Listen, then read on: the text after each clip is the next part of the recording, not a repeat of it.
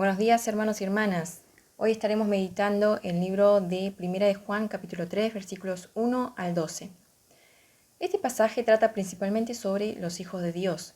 Juan nos habla de cómo debe ser un cristiano.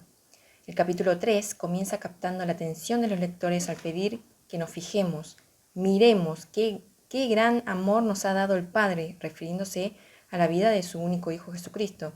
Somos llamados hijos de Dios porque Él nos amó primero. Significa que no hicimos nada para merecerlo. En todo caso, no nos merecemos que Dios nos perdone, pero Él va más allá. Nos ama y muestra misericordia. Dios no solo quiere que seamos llamados como hijos suyos, sino también que seamos parte de su familia. Son dos verbos diferentes. Una cosa es que nos llamen hijos de Dios, otra cosa es que seamos hijos de Dios. Acá Juan nos da la confirmación de que lo somos. Somos hijos de Dios. Pero uno puede decir, yo no me siento como un hijo o hija de Dios. Sigo cometiendo pecados. Encima Juan nos dice en el versículo 6 que todo aquel que permanece en él no continúa pecando. Pero en el capítulo 1, versículo 8 había dicho que si afirmamos que no tenemos pecado, nos engañamos a nosotros mismos y no tenemos la verdad. Es confuso, ¿no? Entonces, ¿qué es lo que nos estaría queriendo decir? Primero recordemos que la salvación es también un proceso de santificación. No nos volvemos santos, puros, como Jesús de un día para el otro. La salvación se completará cuando el Señor Jesús vuelva. Luego, en el capítulo 2 vimos que Juan escribe estas cosas para que no pequemos. Pero si pecamos, confesarlos para que Dios nos perdone y nos limpie de toda maldad. Cuando estaba meditando en el pasaje de hoy, pensaba en todas las cosas que podría decir sobre qué es el pecado, la purificación, el practicar la justicia, para qué vino Jesús, permanecer en Él, etc. Pero llegué a la conclusión de que ya todo está escrito, lo hemos escuchado, que puedo decir un montón de cosas, conocer un montón de cosas, pero si no tengo fe, no creo o no confío en lo que dicen las Escrituras, de nada me sirve. Quiero contarles algo que me pasó en la escuelita dominical.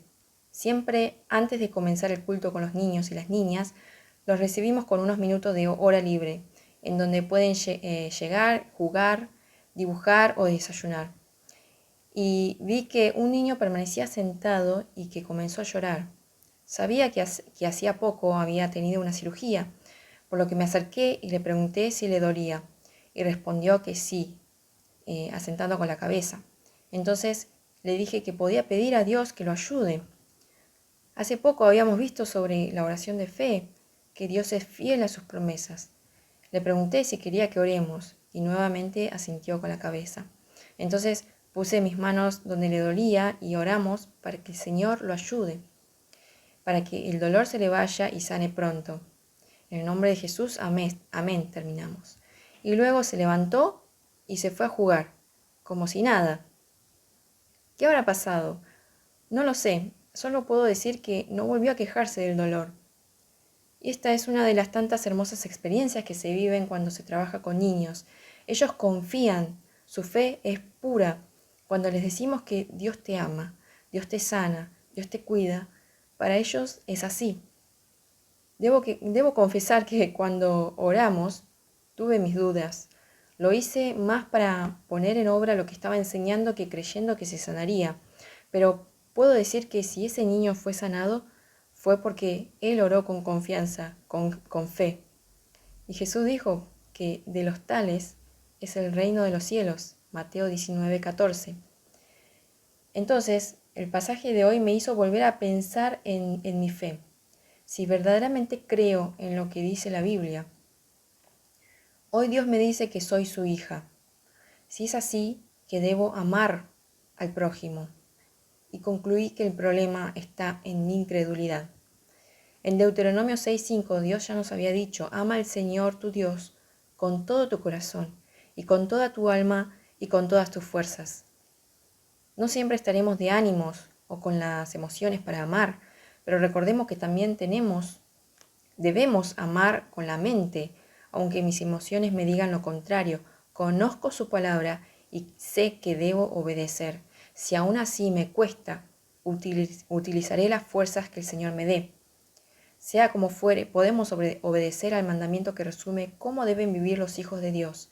Versículo 11, amándonos los unos con los otros. ¿Y qué es el amor? 1 Corintios 13. El amor es paciente, es bondadoso. El amor no es envidioso, ni jactancioso, ni orgulloso. No se comporta con rudeza, no es egoísta, no se enoja fácilmente, no guarda rencor. El amor no se deleita en la maldad, sino que se regocija con la verdad. Todo lo disculpa, todo lo cree, todo lo espera, todo lo soporta. En el versículo 10 vemos que las obras revelan lo que somos. Y los versículos siguientes muestran la importancia del amor mutuo y las consecuencias fatales de hacer lo contrario. Todavía no conozco a nadie que tenga todas las características mencionadas en 1 Corintios 13. Puedo ser paciente, por ejemplo, por un tiempo, pero no todo el tiempo. Más de una vez me he enojado fácilmente, para dar un ejemplo.